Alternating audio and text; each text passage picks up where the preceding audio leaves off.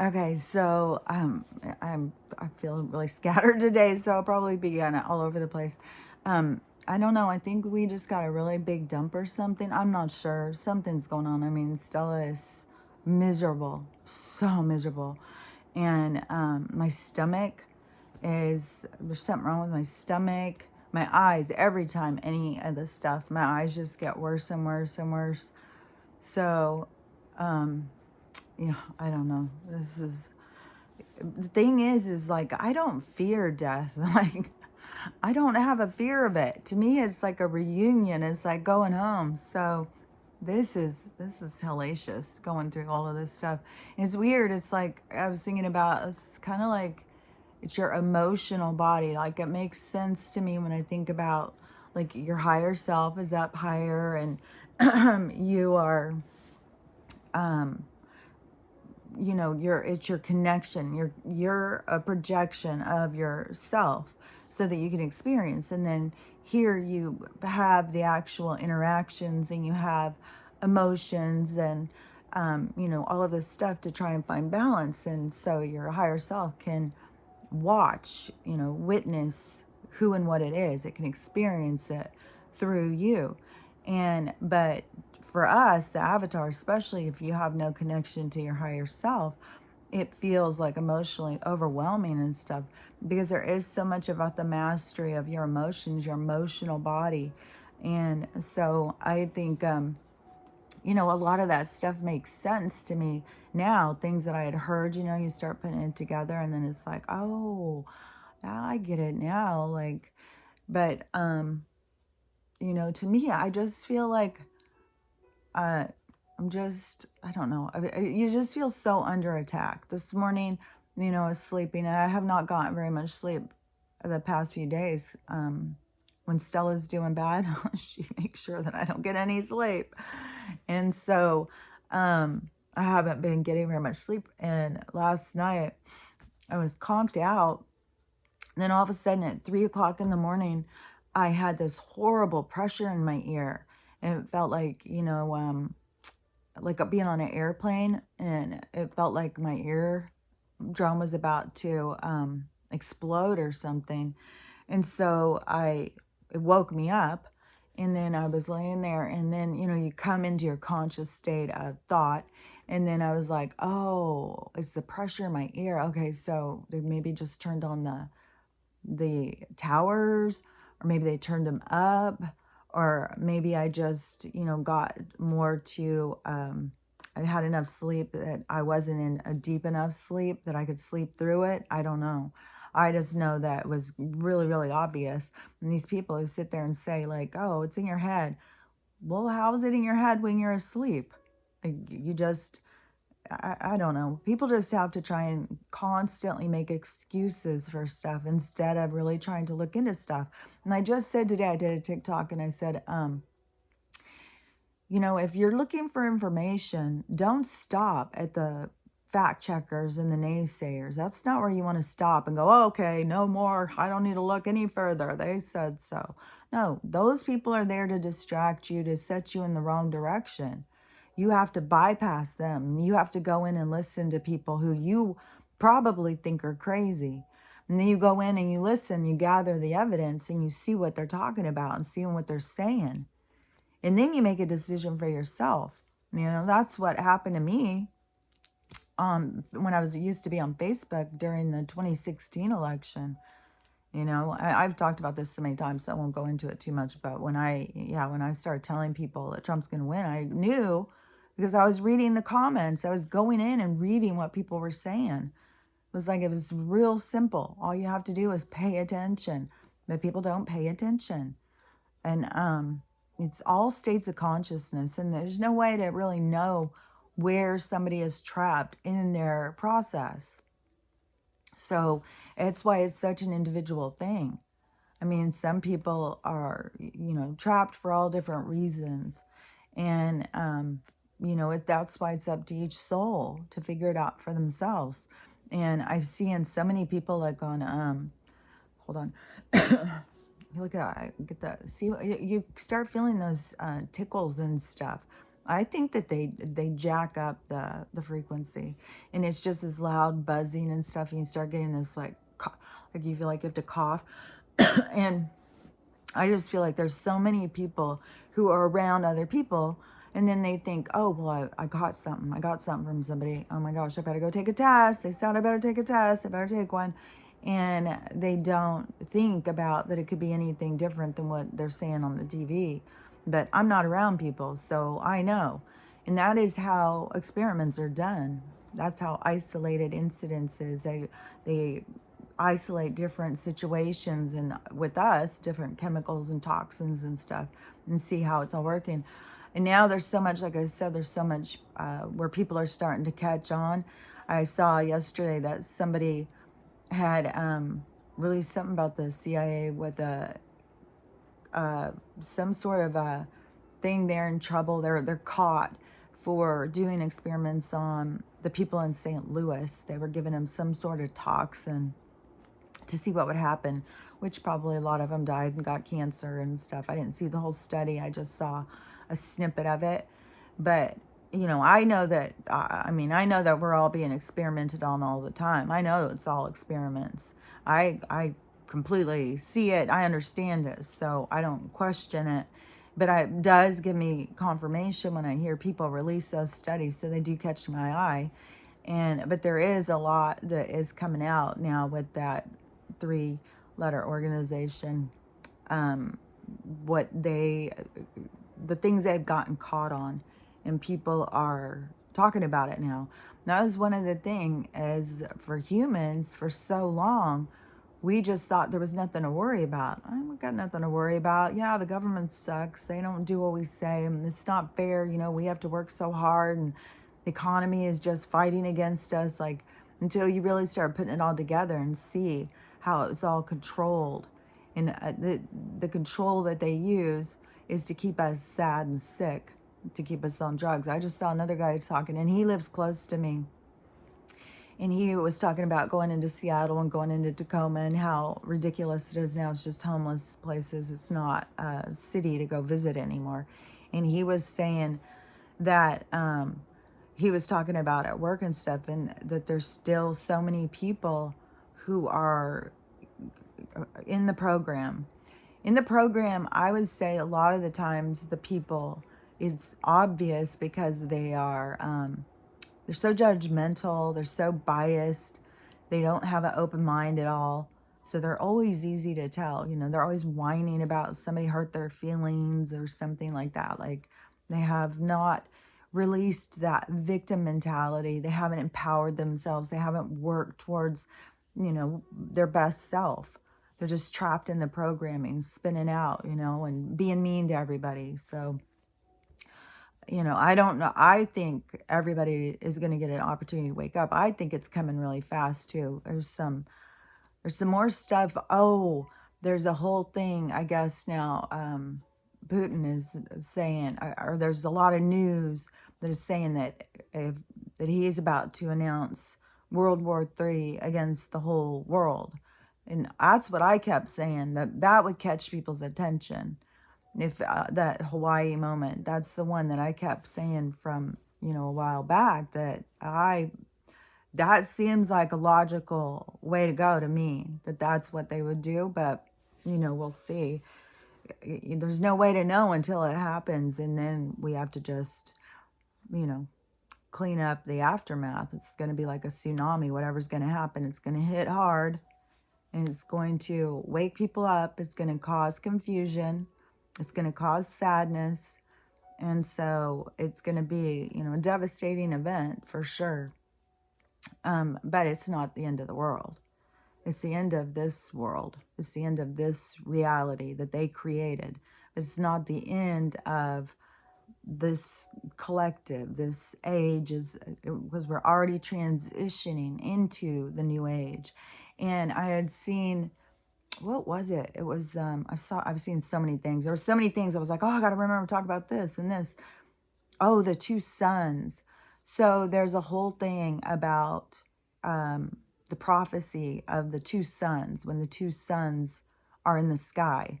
And somebody was sharing that yesterday, and they were reading thing. You can look it up. There's some sort of prophecy about the two suns, and there's tons and tons of pictures on all, I'm sure, every platform, I'm sure, has got people sharing them, where you can go in and look at the photos, where people are getting photos of two suns in the sky. And so when the two suns happen, it will be a time, and I won't be able to say it exactly right, so you can look it up if you want to, be accurate, especially if you want to go around and repeating it. You don't even want to play telephone. So, go look up the stuff and see for yourself. But it was something about when the two suns are up there, we're going to have, it's going to be a time where big devastation is going to happen. That's going to lead us into a big cleansing of the soul, where people are going to heal, and see how that just aligns and overlays with so many other things that we hear all the time. And in this one, too, that was showing that this, let me see if I can see it, because it had the Simpsons. I had a Simpsons thing in it. It's something about this time. There's so many things I've been seeing about these prophecies. There's a weird one about, like, you can get these Illuminati playing cards, and they were made way before this predictions of certain things, but yet in the cards it has the things that hadn't occurred yet, but they've occurred now. So those cards have a lot of stuff. There's the 5/5/2020. I mean, we already have that. That's from The Simpsons. But there was something else too. But there's a lot of stuff leading up to this idea that, I mean, we've looked at so many dates. Like, I know I've like, oh, maybe it'll be this date. Maybe it'll be this date, and the dates come and go. But it's no matter what. The incident, the event is going to come. Just because we can't figure out exactly what day, we know it's going to come. Something big is going to come to shake things loose. Things have to be shaken. People have to be shaken awake. Things have to change. We can't keep going the way it is. So it seems like horrible and scary, but really it's going to be such a relief. So these when the things happen, I think we just got to keep trying to get people to heal. And there's so much confusion. I mean, I completely get why there's so many people, and so many of us, we all have like a different perspective as we speak out, because it's so necessary, because there's so many people and confused in so many different ways. Like, when something goes on, I mean, we could definitely have guys that think that they're doing the right thing by going out, ready to fight with their weapons and stuff like that. So there's so many people who don't want to face what this world is. Just like, with my mom, for instance, she's aware of so much stuff going on. She's aware you can't trust the government. She's aware about, all these things that I talk about. I've been filling her ear. And, there's a lot of time, a lot of the things that she would listen to me, and I'm sure she thought, okay, well, maybe Kelly's a little crazy, but she doesn't sound crazy. Maybe I'm just not seeing something yet. But, she's continued to look. And so now she sees that I'm not crazy. Now she sees, like, I'm telling her the truth. And so she has a lot of awareness. But when it comes to religion, see, she can't let go of that. She can't think of it as being controlled or being created to control. So that's the sad thing. There's a lot of people who have made a relationship with their maker, with their creator, but they're going through, they're going through the room that is controlled. And so that is going to cause that interference. I think it's going to cause some confusion, like, who is their relationship with? Who are they and what's going on? I think it's going to really mess with their heads, when really all they got to do is see, like, okay, throw away all that stuff that they were talking about. I know my maker. I have a relationship. I don't care about what all the other stuff, and focus on that relationship. It doesn't matter about the other stuff. The religion and stuff was just put in place to create confusion and control because, we're spiritual beings and we want to connect to our natural creator. So, they had to control that. I mean, it was a part of the way that souls have to learn. You have to want that relationship. You have to yearn for it. So it's part of the process of consciousness beginning to wake up. You go through this developmental process of, understanding your environment. There's a whole reason why there's labels. Now I look at it so differently about it's 10 p.m. Do you know where your children are? In the feeding times, like I know the feeding times were put there to, make people sick, keep it going in every couple hours. But also I start thinking, they really did do that. Like I would be in the house at 10 o'clock. So I would hear the recording all the time. It would be on the TV and I would hear it. And they would always say, it's 10 p.m. Do you know where your children are? Like they had to remind parents back then, do you have all your kids? Go do a head count. Like, and, I just think about that because to me, when I was growing up, like it was weird for sure. Like there's so many things when you're growing up, you're just like, this is weird. Like what the hell is going on here? But, I did definitely notice that parents, the kids were kind of like separate from the parents. Like if you were in the room, you better sit on the floor. You don't take a seat that an adult can sit in. And you don't have anything that anybody needs to hear. You have nothing worthwhile coming out of your mouth. You better keep it shut. There's nothing anybody who is a grown adult needs to hear from a child. That was, part of our training, shut the hell up. We don't want to hear from you. And go outside. If you don't go outside, we're going to make you clean. And sometimes, even if you went outside, it was like, well, you're going to sit outside and pull weeds. That's what my dad would do. Sit outside, sit down there with the tarantulas. Don't worry about them. Just pull the weeds. Like, but it was like, I started thinking, and, would people forget to eat? Would they seriously forget to eat if somebody didn't say, hey, you need to eat in the morning. You need to eat probably a few hours later, and then you need to eat a few hours later. Would people just forget? Would they not understand? Like, would they not notice that their body was saying like, hey, I'm hungry here? Which another thing too that I saw that I found interesting, because I've been saying this for a while, is this girl, I think she was talking about a study or something, and she was probably a CIA thing too. And she was saying that it was about every cell in your body is alive. It's a living, breathing thing. And that's what I keep saying. We are the cells of the universe. But every cell to your universe, remember, you have an orbit happening. You are a universe. You are part of something bigger. So every one of your cells is alive and speaking to you. So every time you're speaking to your cells, you got to be mindful of how you speak to them. And so this girl who was doing this, she was just like, oh my gosh. So well, after I heard this, I had to go look it up and see how many cells are there. And it's like, I don't know, 145 trillion cells make up the human body or something like that. And so she said, there's more, it's kind of like there's more of them than there are of you. But she said, all of the time when you're talking mean or something to yourself, you're destroying all of those cells. All of those cells are trying to live and be alive and thrive and be excited and be a part, be in communion with you. This is a body, spirit, and mind merge. It's you coming into your own with all that you are.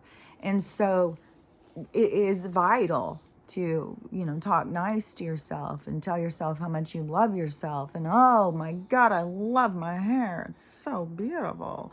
Oh my gosh, I love my skin. I love my skin. Just constantly be just loving yourself and building yourself up. And your body will respond in that way. Just like I said, when you tell your body like, I want to get back there. I want to be back to 125 pounds. I want to get back to the weight I was when I really felt good and I put on my clothes. There wasn't anything hanging over. I felt really good. I felt healthy. And I want to get back to there. You know, you develop that relationship with your body. Then you tune in when it tells you, oh, go eat. Oh, go eat this. It tells you, oh, why don't you go out for a walk? Why don't you get up and do some jumping jacks? Whatever your body tells you, just start tuning in and listening, and it will put you where you want to be. It's really a communion with self, and that is, you know, it's the biggest part, I think, of our awakening, is realizing who and what we are and our abilities, and you know how powerful we really are. And I know, you know, we've got a lot more powers than we can even use right now, and I think that is part of the frequency attacks. Is you keep you in a low vibration, then you don't have your same abilities. Especially they keep you on toxins, medications, and stuff like that. You don't have the same abilities. It's super hard to connect with your higher self when there's a loud humming in your head. So I think, you know, a lot of what they're doing is to try and block the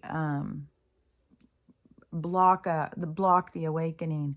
And another thing too, I just saw, oh, so my mom has been feeling just super, super sick, just really, really sick. And so we were talking, and she knows about the, you know, the vermin. And so I said, well, you should go get some nicotine gum or something to see if it works. I mean, that guy said that everybody, Ard, he said every single person he told to do that, that it worked, that they came back and felt better. And they were like, you know, what's going on? How'd that work? And so I keep telling people too, like, you know, go get some nicotine patches, go get some gum, get some cigarettes, smoke a cigarette. So she went down to the store to get some. It's $58 for a pack of gum, 58. And she didn't even look at the patches, and she said cigarette smoking makes her sick. Well, it makes me sick, but I'm still going to go buy a pack of cigarettes. She said that after she got home and we were talking, that it came onto the news that the FDA now is trying to ban cigarettes. You know, I just think it is so crazy when people don't, they just, they don't want to think anything outside of the box. They don't want to really understand, like, this could be real. I know it's real. You know, I think it's by no coincidence. I don't believe in coincidences. So 45 years at the same time, suddenly, you know, oh, suddenly now we know cancer causes, cigarettes cause cancer. Well, how many freaking old people were smoking for their whole lives before that? And, you know, when I've talked about before with the peace pipes and stuff and the indigenous people, I've heard now that a lot of them were smoking tobacco. So it wasn't just, I mean, I'm sure they smoked all sorts of herbs and blends and stuff like that. But I don't know. I think the tobacco is part of nature, and nature provides us with the healing, the healing nature, the healing, you know, the things that we need to heal our avatars, to heal our bodies. So I think, you know, that there's probably a lot of good things that tobacco can do, but they're lying about it. They're just trying to trick us, because why would they go to all this effort? If they're, I mean, they want to have us all be dying. So why wouldn't they push people to smoke? Yeah, get some cigarettes, get some more. Everybody grab some. But suddenly they're banning it. They're banning, I mean, in 2016, I even had a girl come on, well, you can still go buy it. It's like, well, okay. When they put a ban and say we don't want any more, that means they stop importing. They have a surplus. And once that surplus is sold off, I mean, and what are we going to do? Once people start finding it out, we're going to go have like ticket scalpers. I'm going to go buy all of it, and then I'm going to sell it to people for $100 million. Do you want to live? Here, I've got the ticket. You know, I know that things are going to go, I mean, they're going to go super south, and then they're going to go super up. So I think, we're on a steep descent right now. That's for sure. But things will turn. So I don't think we would reach that point, but we definitely live with people who would do that. We definitely live in the reality where there are people that are like that. So I'm gonna go buy a package of cigarettes or whatever. I'm not gonna buy nicotine gum for $58. And plus, I don't know, I kind of think like, the patches and the gum, they're to help people who already have a high amount of that in their system. So it's gonna that stuff would be a lot stronger. Like if you were gonna do a piece of gum, like if you wanted to be like, no way, I'm not smoking a cigarette. The gum, I would tear it maybe in 3 pieces or something. And the same with the patch. You wouldn't want to have that whole dose because it's a lot more nicotine than any of us would be used to. So it would make you really feel, I think, kind of sick. But I'm gonna get some cigarettes if I like right now, feeling so sick. I feel like, oh, well, I wonder if that would help. Right away yesterday, after I said that the green powder was all over, and it was nice out and Stella wanted to go out. So I went outside with her and I sat outside for a while, and then she just is, oh my gosh, she's having the worst time. She's having the hardest time walking. She's just miserable. I feel so bad. And it happens every time that they do this stuff. Yeah, it's like I can read the cycles or something. When it rains, I know what's going to happen. And now that I've put it together with this powder stuff that I've been talking about, it keeps being all over the place. So this, oh, and so when she came in last night, I was in for much longer. I didn't stay out that long. But by the time she came in and I was petting her and rubbing her legs and stuff, and I started sneezing, my eyes got all swollen, my nose got totally stopped up, and it's still stopped up. I can't even breathe at all. And that's the thing where they, sell us that it's allergens. I don't think so. I think it's toxins, and it's your body trying to keep them from going further in. It's your infiltration system, the snot, the sneezing, the coughing, draining in your eyes, all that stuff is your body's reaction to keep the toxins out. And so I think it's all toxins. But before, when I was being confused, like maybe I'm allergic to Stella, I don't know. But anyways, when I was talking to my mom, she was like, oh, she didn't want to smoke or anything, which I would 100% go smoke a cigarette. She's so sick, and she's, I'm 77. Let's see, I'm going to be 61, and she's 16 years older than me. But then, so 17, because her birthday is one day after mine. She turned 17 3 days after I was born. So whatever, I think she's around 77, definitely in the age range I'd be concerned. I mean, they're definitely, after years and years and years of these toxic buildups inside of our system, that's the problem. They are aging us. There's no reason for the aging process to occur the way it does. They're doing it. And you can tell, just look at all of the difference in different people. Like you can take a group of 100 people of the same age, especially if you take them from all different cities and different countries and stuff, and you line them up, it's going to be completely different. There's no set parameters to aging. It's very vague.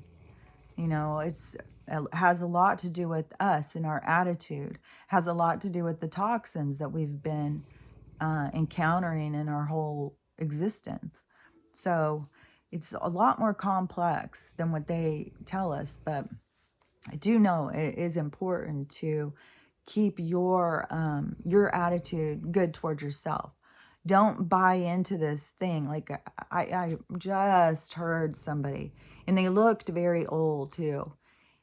Um, I think they said like I could barely even hear him.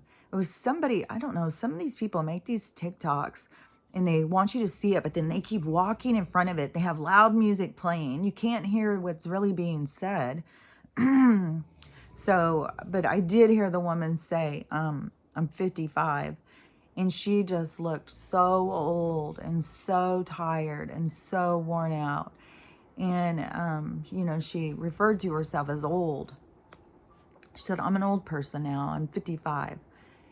And it's just like, 55 is not old.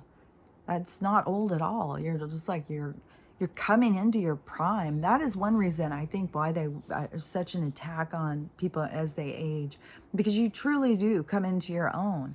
As you get older, you learn so much about people, about relationships, about who you are throughout the different decades that you live, throughout your teens, your 20s, your 30s, your 40s, your 50s. You have different things you learn through each of those, depending on the path you're on and who you are involved with. I mean, you know, there's people who, if they're parents in their 30s and they have a lot of other friends who are parents in their 30s, then they're all kind of going through that at the similar time. You know, people who are having kids in their 40s, then they're going through it at their similar time with, if their friends are all those people. So you kind of associate with what you're doing with a group of people. So, you know, some people are learning in their 20s what some people learn in their 40s, but the people who are in their 40s learned things that the people in their 20s will, like, there's all this switch around what you're learning. And so there's not a set pattern exactly, but through each period, you learn so much about yourself and who you are. So when you get to be like in your 50s, you don't have kids, you don't have the same pressures and stuff. I mean, you can still have kids, but you don't have them right there. You don't have this constant, and it's like you step back a little bit and you come into your own, and when you do, you come into it more full. You are more full as a person. There's more substance to you. There's more to you than there was when you're 20. That's what I think a lot of young people get really offended when older people say, you're just a kid. You don't know anything. But we know that because we were once kids. So they're taking it as like we're arrogant and we're trying to be mean to them. But it's literally, you don't know anything until you've lived some time and learned it. Even though you've lived life after life after life, and you come in with a certain amount of knowledge in this life, you are still a newbie in this life. And most people aren't even tuned into their past lives. Most people don't even understand. I mean, there's a reason why you can talk to a little kid and you're like, oh my gosh, this is not a little kid. This is like I'm talking to an old person in a little kid's body. Like, you are still a developed soul, but there's still so much to learn, because every single life you come into, you're there to learn. So, you know, I'm not saying you shouldn't listen to kids. I listen to kids all the time. I think they have got hidden knowledge that we should all be listening to kids. So I'm not saying the kids have nothing to offer at all. I think it's quite the opposite. But what I'm saying is that when kids say stuff that adults think is like, okay, that's stupid. No, you just don't know. You're just a kid. You don't know. You'll see. Then that they get super offended by it. But probably because, you know, in their soul, they know they're not just a kid. They do know some shit. But there is so much that you learn throughout life. And, you know, but then you get these people who they get to that point and they're coming into their own, and suddenly they're like, oh, I have no value. I'm just an old person. And it's that pain that they bring on themselves, I believe, that what ages them, why they start aging. I mean, there's always a genetics component, you know, that is a given. You know, some people we all age differently, but it's more of like just a thing where it's like in their eyes. It's kind of just like like a silence, and kind of a sadness. It just, their face just gets kind of sad. And I had heard this guy, it was this artist that before I became a nurse, when I was like determined I'm gonna be an artist. I had left the tattoo artistry thing in California, and I hated, I was like, well, I'm gonna just be an artist. I was just taking art class after art class, and because art was always my drive ever since I was a little kid. So I was always doing art, and I really wanted to do it as a job. And so when I went, I was working with this one guy, Ken Spearing. He's a well-known artist in Spokane. And I just remember one time him saying something. I don't even remember the conversation, but he said something about bitter old women who just, their mouths disappear because they're holding them so tight. And they're just, and that's the thing, is where you get that bitterness, and you get that like, and then you get that, just that shallow, like, oh, just, I'm living in pain and suffering. I'm not healing. I'm not taking care of myself. I don't even value myself anymore. That, I think, plays a big part of aging. When you still keep your spirit alive and remember what it's like to be a child, and, explore and have fun and love life, then you have, this zest that's still alive inside of you. But I definitely see it so much. And I know it's all a creation. It's all artificial creation. Nobody has to get there. People aren't taught how to heal. People aren't taught how to communicate properly. All of this stuff is hidden from people. But, no matter what, all of the different things that are going on in the 3D world, in the soul world, your soul came for that experience. Your soul came to go through that. So if your soul came to understand, when you aged and you became super old, and, by the time you're 60, you had a stroke, and, you just in a wheelchair, then you die, and then you go to your review, because there's a lot that goes on in that time, a lot that you have to heal while you go through the suffering. And then you get to that point of getting the broader perspective in your life review and looking out over your life and understanding it. Then that is your development stage in a lot of ways for the soul. So, like I've said, so many times, I'm always like I said, sometimes I feel like I'm repeating myself, but sometimes it's like how you see how the things fit together. But when, some of your growth is after you die. You may not see it all clearly until you go for your life review, and you can stand back and you can look at it. You can understand. It's like you're standing there with your higher self watching the movie playback, and you get to experience from all different perspectives. You get to see how you affected people. And, it's a huge learning thing. So even if you are going through something, always remember, whatever you're going through is what you're supposed to go through. It's what your soul came here to go through. So no matter what it is you go through is what you're supposed to go through. There's no accidents. So, and it's just it's part of the program right now to deprogram, to pull free from the program. Is, there's the 3D life. There's all of the stuff going on in the 3-dimensional world, whatever you're a part of it. And then there's the soul reality. And then when you start stepping back and you start looking at the soul and what your soul's doing and how is your soul affecting others and stuff, you start separating from that 3-dimensional like world, and you pull into that higher dimensional kind of thinking, which, it can keep going beyond that. It's an endless. That's why don't let anybody ever trap you. Your consciousness, it's an endless process of experiencing yourself.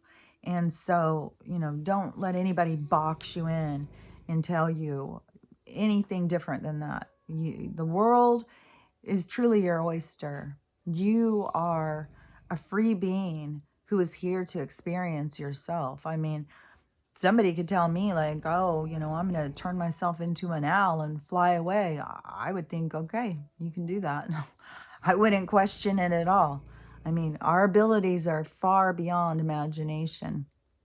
It all has to do with our own understanding of matter and vibration and frequency and, you know, how atoms and how everything works. So, you know, we'll see how. I just watched, I got this new shampoo stuff too. I'm trying to go towards the more natural stuff. And I had seen these bars of, their hair bars of soap. And they're all natural. I think they're all vegan or something, cruelty free and made in the USA. And so I ordered them, and they just came, and they're cute as can be. They're really pretty. The soap is like pressed. It looks like a flower or something. And then they have these little baskets, like they look kind of like steamer baskets. And so you put them in there so you don't have to buy bottles of shampoo. So see, right there, getting rid of the plastic bottles that they're just constantly giving us. And then, so that cuts down on the garbage. And so you reuse your thing all the time. It's just a bar of soap. It completely goes away.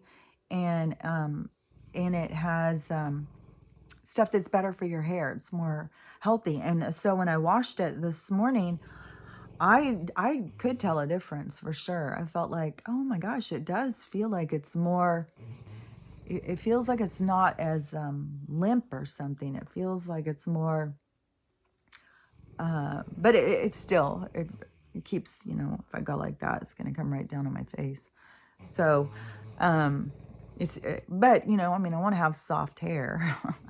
I do want to have soft hair. I'm not complaining about that. But, anyways, this soap stuff, I can, and anybody who wants to know about it, I can, you know, I can give you the link or whatever to the product. But I am trying to get more into buying from small businesses, buying more in my own country, and healthy products with no chemicals, you know. And one thing too, I think a lot of people don't realize is like you have different absorptions in your body. Like your skin is going to absorb whatever, you know, just like how when they were telling people, well, you got to put on the sunblock. I think the sunblock was chemicals so that when the sun hit it, it cooked it into your skin. I think that the sunblock was giving skin cancer and other cancers probably. And then you have an absorption in your blood. And that is, you know, they're trying to definitely get a lot of stuff in our blood. You have absorption in your mucosa. You have absorption in, it can be, things can be absorbed through your eyes. Let's see. When your eyes start watering a lot, that is when you have some sort of infiltrate that's trying to go in there. But, you know, some of this stuff could be odorless and, but it is important. I'm not saying, you know, go live in fear and live in a bubble, you know, put on a spacesuit and go out there. You know, I think you just have to have awareness, like, you know, you think like this environment is one thing, but when you realize, no, it's really a danger zone. We're really like we're in the outback of Australia, honestly. Like everything is a danger for us. So, you know, it's just having awareness of that. You know, if your eyes start watering a lot, go in and do some rinses. If you be mindful, whatever you put in your mouth, there's an absorption factor that happens through the mucosa. And, you know, when they're putting stuff into a muscle, there's a certain absorption that they want. When they're putting it into blood, into fat, it all has a certain way that it absorbs certain chemicals. And it's all part of the experiment. Oh, there was another thing, too, I was going to say about something with the experiments. I don't know. I just keep seeing a lot of people noticing now of the different experiments that have been going on that they've gotten caught where people just weren't paying attention. I mean, You know, how many of us know what's going on in Rhode Island, or, you know, what's going on in Miami right now? I mean, we don't know. We're all living in our own realities. We all have an orbit. We all have our own existence that has nothing to do with everyone else. This awakening is bringing us all together so that we start understanding, like, oh, we put the pieces together of this reality and what's going on here. So we realize we're in the outback. We realize, like, oh, you better be careful. You're going to go outside. Pay attention. Did they just spray? Is it raining? Like, pay attention to the cycles of what's going on around you. That's what I'm saying. I'm not saying live in fear. I don't live in fear. I mean, Jesus Christ, they could pop off my brain right now and I'd be like, okay, bye, see ya. It's been nice knowing you. You know, it's a reunion when you transition out of this place. It's not something to fear. You know, you're here just to, you know, experience what you're experiencing. That's why you're here. And when you're done with that experience, you transition and you go to another experience. So there's nothing to fear. They just got people like, oh my God, be so scared. You could go to hell. I mean, you could go to hell. It's like, oh, well, that's really funny because we are in hell. This is hell. I don't know. They just want you to fear there could be somewhere worse than this. Like, oh my God. I think this is, I mean, also, I'm not going to say this is the worst place there is, because I'm not in the reality of like Syria or something. There's other places where there's a lot more hellish situations happening, but we're definitely in a place of a low vibration. And think about this too. So, you know, if you take the map, the flat earth map, right, and you look at the world and you see the different countries, like they're different realities. And these realities, they're under this firmament, encapsulated in this bubble, which, remember that this is, it's a toroidal, it is like a donut of energy. So I think that's where they came up with calling it a globe, because if you looked at the energy, but it is how energy works. But really, it isn't, you know, a ball out spinning in space. So if you took that, and then I've seen these other maps, so it has the ice wall going around, you know, because this is kind of like an isolated learning center for souls. So and I keep saying, like, maybe this energetic thing is why the water's going to raise, it's going to melt the walls, because there's something about where we're going to start going out, and we're not going up. People think, oh, well, we're going to go up, we're going to go out in outer space. No, if you see these other maps, there is other lands. Like, there's certain people, they got blocked and stuff like that. But I think, like, is there, I don't know why General Bird keeps coming in my head. I don't know if that's the right name, though, because I say the wrong names and stuff all the time. I'll say the wrong numbers. But so was somebody an explorer in plane or something? I don't know. Maybe it was before the Antarctic Treaty. But anyways, there's been explorers that have seen that there's lands beyond the ice wall. So if you think of, oh, and I saw somebody sharing a map of this, and a lot of the different places that look just the same as our map, only it was all of the same kind of looking landforms, all out in water, just going. Because remember, everything is water and plasma. And plasma is just a density of water. So this, see, I don't know if I explained that right. But plasma is like it's a fluid, but it has a different kind of vibration that would hold it. Like a different vibration would hold water and plasma. That's why, you know, we can't just go out there and go into it, because it's our vibration that holds us down. It's our vibration that holds us back. So in this landforms that are all over the place, that they are called, like the Pleiades, Sirius, like all of those are around us.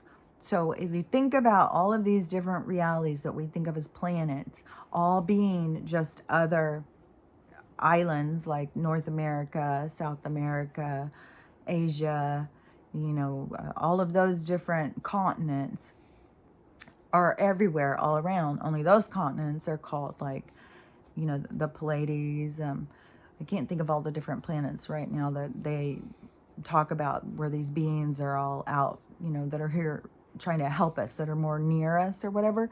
But so on this map, so if you think about them all being that close, and once they start giving us more of this, the technology behind travel, like they can go in a train underground in these tunnels and be all the way to Japan in 1 minute. Like all the stuff that they tell us about travel, oh, it's light years away. It's light years. You can't get there. They can't even bust the freaking firmament. They're all, you can't go anywhere if you're low vibration. So if you think about like all of these different landforms, everything outside of the ice wall is being different planets, different realities, then you start seeing like, oh, so inside the dome is the same thing. Different planets, different realities, different experiences. Like me being born here as Kelly would be a completely different experience if I was born as somebody in Syria during a time of war. Then my experience would be completely different on this same planet. It's a totally different reality. So I think that there's something to that our continents, landforms that are under the dome are here for, like if you think about, because there's a lot of beings, that are outside of us that don't even understand death. They've never experienced it. They don't understand it. They don't understand loss or any of that stuff. So if you think of all of these different beings, like if you're a soul and you're just out there going through different experiences, you can be born somewhere and it could last, thousands and thousands and thousands of years. And so, it's not like quick, like how it is here. This is part of the schooling system, so it's a lot faster. But if you were out here and you hadn't experienced that stuff, and you knew you could go to the school, the earth school, then you could go into there, be projected into there so that you could experience like, what is famine?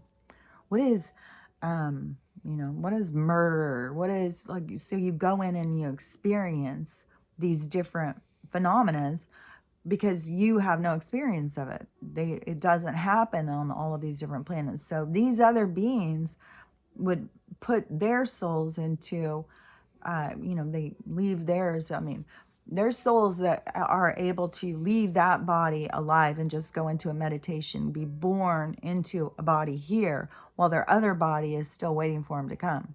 Like there's people who are so far advanced in their abilities that we're just going to start learning about. You even have to have an open mind to start learning about it.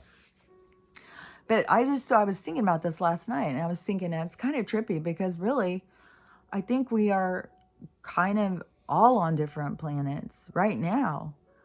Just like I said, I have no idea what's going on in Rhode Island. I have no idea what's going on in Poland or any place until you actually are talking to somebody who's in that situation. But even when I talk to my friend in Australia, she says all the time, she's by Bondi, and she said it's completely different where she's at than if you go up to like Victoria or something. There's different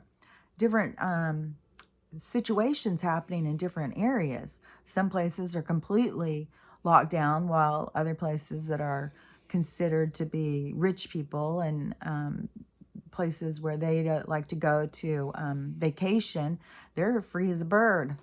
So it doesn't even matter. Like talking to her, I'm not going to get the same experience as if I talk to somebody who is going through that, or if I talk to somebody who is, one of the, what are those people called? Indigenous people over there. I can't think of what they call them.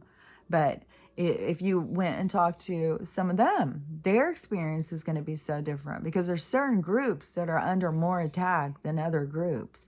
So everybody's having their own experience. There isn't one experience that we're all having. We can come in together and we can see, like, we have things similar.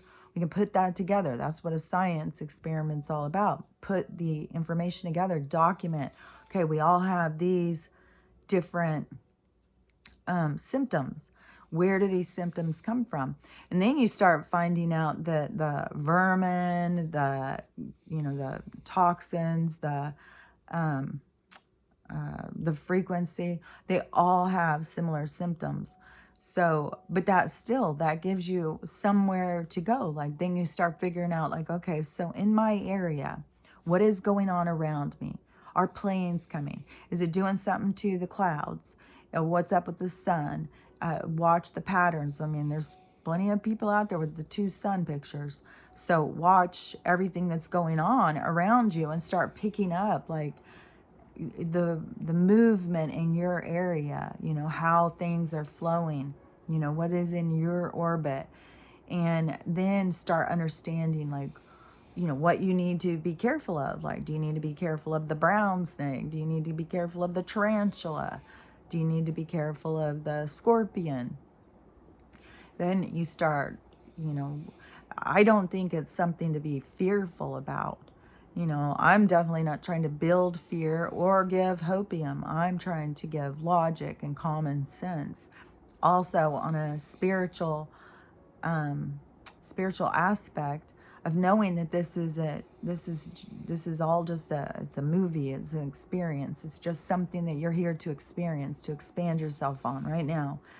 So I have a different perspective over some of the stuff, but I understand that there's people who are just waking up and it's super, super scary, and you've been told forever, you're gonna die and you could go to hell, and all this stuff that they use to keep you small. And those are all of the things you got to start releasing, and it's gonna be hard. It's not easy. It's not easy to break the programming. We're deeply programmed, and the only way I can tell is start being aware. Be aware of your triggers. Be aware of what you do automatically, what you say automatically, how you think automatically. Start catching yourself, question yourself.